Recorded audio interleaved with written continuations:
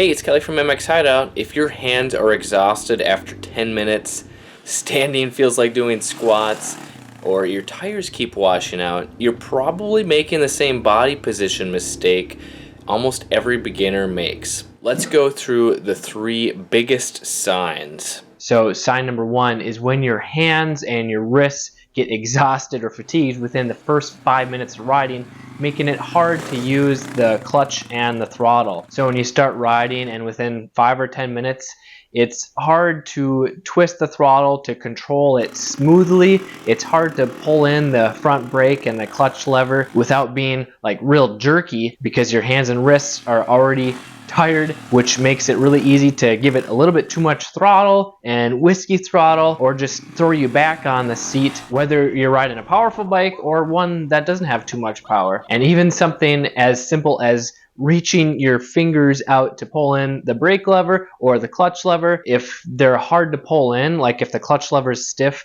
it's really exhausting. Makes you kind of feel like a wimp when you can't even pull in the clutch lever after 10 minutes of riding. So I'm guessing that in order to fix this or improve this, you probably just slow down or think that you need more exercise to have better stamina, especially if you're not in good shape or you're an older rider that just doesn't have the same energy that you used to 20 years ago. Sign number two that you're using not the right body position while riding is when it's really exhausting or tiring to stand up on the pegs. And why do you stand up in the first place? Well, that's what everyone says to do. You can have more control because you're able to shift your body more to stay balanced on the bike. It helps absorb bumps and obstacles. But when your legs and your knees get really tired within just a few minutes of standing, because you're constantly, it feels like you're doing jumping jacks or lunges and your back or your knees are killing you within just a few minutes, this is a really good sign that you aren't using proper body position. And this forces you to, if you want to keep riding, to sit down and slow down. And when you do that,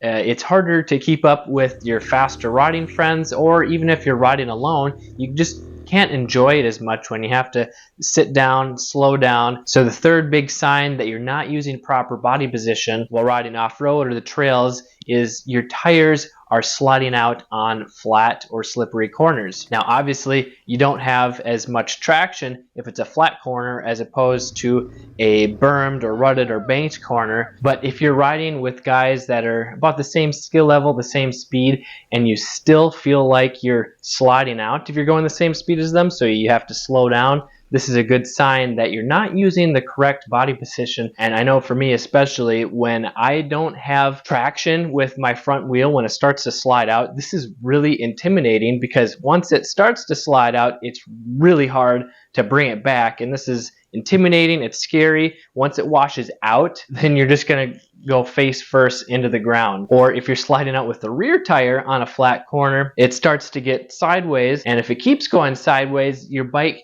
can just slide forward on you. And sometimes this isn't that bad of a crash, but it's still scary, and this is what you call a low side crash.